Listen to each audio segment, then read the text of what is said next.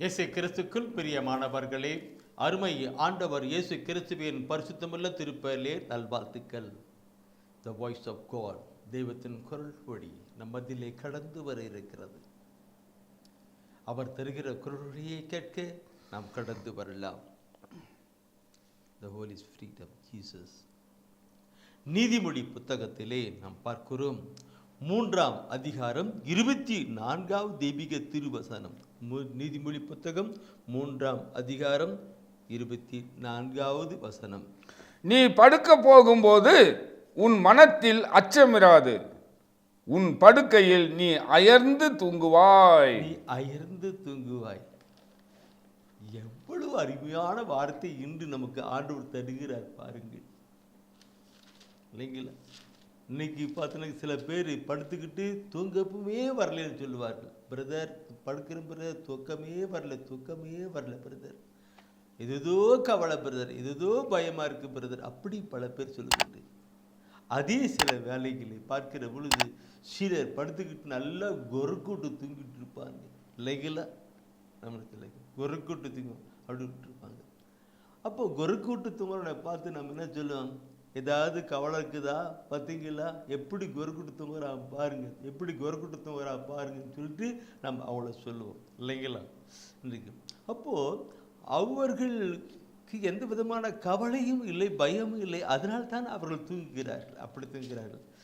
இந்த நிலை இன்று உங்களுக்கும் எனக்கும் நம்ம ஒவ்வொருக்கும் வேண்டும். பெற்றோர்களை பார்க்கணும், தன்னுடைய பிள்ளைகள் நல்லா தூங்குறத பார்த்தோன்னாக்கா அவங்களுக்கு சந்தோஷம். அதே நேரத்தில் எப்போ பாரு அழுதுகிட்டு இருந்தால் எப்படி இருக்கும், இல்லைங்களா? அழுதுகிட்டு ஒரு தாயானவர் தன் குழந்தை வச்சுட்டு இருக்கிறாங்க, நல்லா தூங்கினாக்கா இப்போ தொட்டில் போட்டுட்டு இருப்பாங்க, நல்ல சந்தோஷமாக இருப்பாங்க, தூங்குறான்ட்டு. அதே நேரத்தில் அது அழுதுகிட்டே இருந்தால் எப்படி இருக்கும்? இன்னைக்கு நீங்களும் நாளும் மனதில் அச்சம் இல்லாதபடி சந்தோஷமாக தூங்கணும். அதுதான் இந்த வார்த்தை நீதிமொழி புத்தகத்திலே 3ஆம் அதிகாரத்திலே 24வது வசனமாக இன்று ஆண்டவர் நமக்கு தருகிறார். மகனே மகளே, நீ படுக்கும்போது உன் மனதிலே அச்சம் இராது, ஒரு பயம் இருக்காது, நீ படுக்கையில் நீ அயர்ந்து தூங்குவாய். அயர்ந்து தூங்குவாய். இந்த கிராதை பார்க்கும் பொழுது அந்த அடுத்த வசனம் சொல்லியிருக்கும், அது அவர்கள் தான் பயமுள்ளவது அப்படி தூங்க மாட்டாங்க, அப்படிப்பட்ட நிலையில் அது விளக்கம் சொல்லியிருக்கிறது. எனவே நம்முடைய வாழ்க்கையிலே நாம் கடவுள் கொடுக்கிற ஒரு மாபெரும் கிருபை, பயமில்லாத நிலையிலே நாம் அயர்ந்து தூங்கணும், அயர்ந்து கடந்து வரணும். இதை பார்க்கிற பொழுது திருப்பாடலில் சொல்லுகிற ஒரு கருத்தும் உண்டு. திருப்பாடலிலே 3ஆம் அதிகாரத்திலே 5-6 வசனம் கூட இந்த கருத்தை அங்கே சொல்லுகின்ற ஒரு வார்த்தை இருக்கும். நான் படுத்துறங்கி விழித்தெழுவேன், ஏனெனில் ஆண்டவரே எனக்கு ஆதரவு. என்னை சூழ்ந்திருக்கும் 10,000 பகைவருக்கு நான் அஞ்ச மாட்டேன். பாருங்கட்டுக்கு நான் படுத்துறங்கி விழித்தெழுவேன், ஏனெனில் ஆண்டவரே எனக்கு ஆதரவு.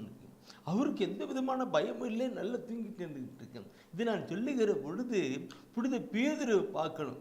புனித பேதுரு திருத்தர் பணியில் பார்க்கும் பொழுது அவர் சிறைச்சாலையில் அடைச்சிடறாங்க, கையிலும் காலிலும் விலங்குகளை போட்டு அடைச்சிடறாங்க. நாளைக்கு ஜட்ஜிமெண்ட்டு தீர்ப்பு கூற போகிறாங்க, அவருக்கு என்ன நடக்குது. ஆனாலும் கூட அவர் அயர்ந்து தூங்கிக்கிட்டு இருக்கிறார். ஏன்? அவருக்கு எந்த விதமான அச்சம் இல்லை, பயம் இல்லை, எல்லாம் அவர் பார்த்துக்கிடுவாருன்னு தான் அவர் தூங்கிட்டு இருக்கிறார். அவர் அச்சம் இல்லைன்னு தான் அவர் தூங்கிட்டு இருக்கிறார். இந்த நிலை நமக்கு வர வேண்டும்.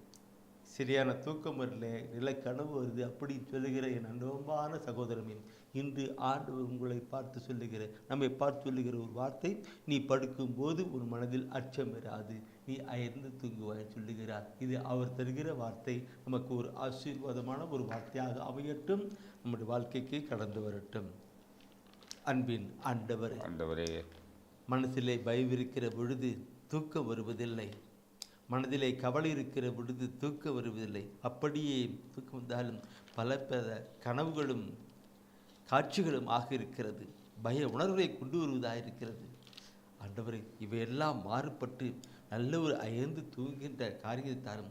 ஒரு மனிதன் அயர்ந்து தூங்குகிற பொழுது அவனுடைய உடலிலே நல்ல வளம், வலு, பலன் பண்ணுவதாக நாங்கள் மருத்துவர் கூறுகிற கருத்தை நாங்கள் கேட்கிறோம். நல்ல ஆலோசனை சொல்லுகிற கருத்தை கேட்கிறோம். நல்ல வங்கியினால் உடலுக்கு ஆரோக்கியம் என்கிற கருத்தை நாம் பார்க்கிறோம். அப்படிப்பட்ட நிலையிலே எங்களுக்கு தந்து எங்களை ஆசீர்வதிப்பீராக. உங்களுடைய பிள்ளைகளாக இருக்கிற நாங்கள் இந்த மன்றாடுகிறோம் இயேசு கிறிஸ்துவின் மூலம் பிதாவே, ஆமென். ஆமென்.